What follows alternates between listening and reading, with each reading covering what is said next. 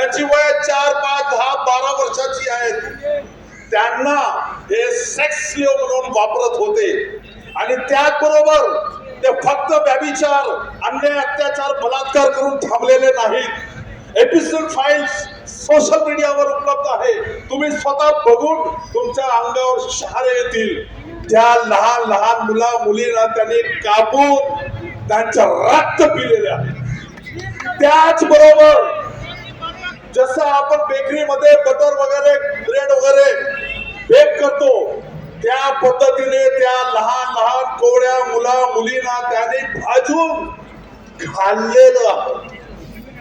जगात, आधुनिक जगात इतका महाभयानक पाप संपूर्ण जगाच्या इतिहासात, या आधुनिक भारतात किंवा आधुनिक जगात असा क्रूरपणा कोणी केलेलं नाही.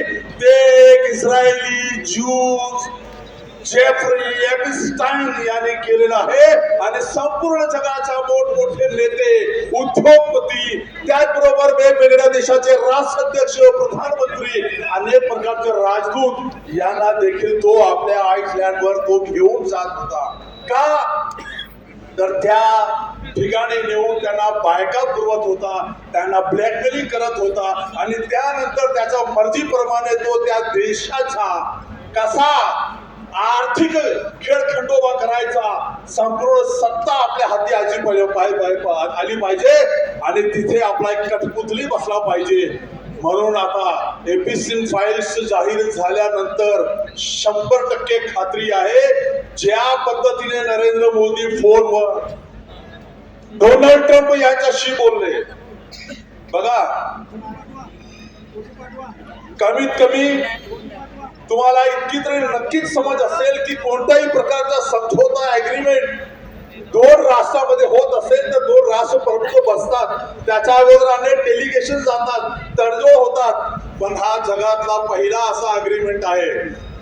डोनाल्ड ट्रम्प यांनी फोन केला नरेंद्र मोदीला. फोन केल्याबरोबर मोदी सांगितलं यस बॉस. डोनाल्ड ट्रम्पने सांगितलं 100% तुम्ही टॅरिफ लावा. मोदीने सांगितलं यस बॉस. 500 बिलियनचं तुम्ही आमच्याकडून सामान खरेदी करा, पण एक नवीन पैसा देखील टॅक्स लावू नका. मोदीने सांगितलं यस बॉस. जगात कधी फोनवर अग्रीमेंट होतो का? विचार करा. कारण मोदी कुठेतरी एपिसिन फाईल्स मध्ये अडकलेला आहे आणि म्हणून डोनाल्ड ट्रम्प त्याला ब्लॅकमेल करतोय.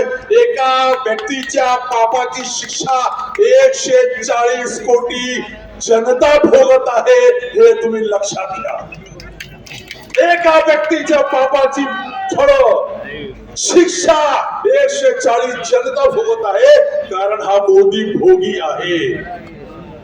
म्हणून तुम्हाला सांगू इच्छितो, आज काळाची चक्रे पुन्हा एकदा फिरत आलेली आहेत. आपल्याला माहित आहे, जेव्हा संविधान निर्माते विश्वरत्न डॉक्टर बाबासाहेब आंबेडकरांनी या देशातील वंचितांना, शोषितांना, शूद्रांना, सर्व अन्यायग्रस्त अत्याचार पीडितांना त्यांचे हक्क अधिकार, मानवी अधिकार देण्यासाठी रस्त्यावर उतरण्याचा निर्णय घेतला. इतर जाती धर्माच्या लोकांनी त्याला साथ दिलेली नाही, पण बाबासाहेबांनी ना सोडला नाही, चित्त सोडले नाही. बाबासाहेब संघर्ष करत राहिले आणि संपूर्ण देशाच्या सर्व शोषितांना, वंचितांना, अत्याचार पीडितांना त्यांनी न्याय दिला संविधानाच्या मार्गाने. आणि आज हे जे बसलेले आहेत रेशमी किडे, ते या संविधानाला चाटण्याचा प्रयत्न करीत आहेत, संविधानाला उद्ध्वस्त करण्याचा प्रयत्न करीत आहेत. आणि पुन्हा एकदा या देशातील सर्व वंचितांची, सर्व अन्यायग्रस्त लोकांची, सर्व दीन दलिताची, शूद्रांची, अल्पसंख्याकाची लढाई लढण्याची जबाबदारी वंचित बहुजन आघाडीचे प्रमुख आदरणीय बाळासाहेब आंबेडकरांनी स्वतः घेतलेली आहे. आता जबाबदारी तुमची आमची आहे, हा जो विश्वास आदरणीय बाळासाहेबांनी तुम्हाला आम्हाला दिलेला आहे, जो आपण रस्त्यावर उतरून साथ करतोय आणि करणार आणि करत राहणार. जेव्हा जेव्हा बाळासाहेब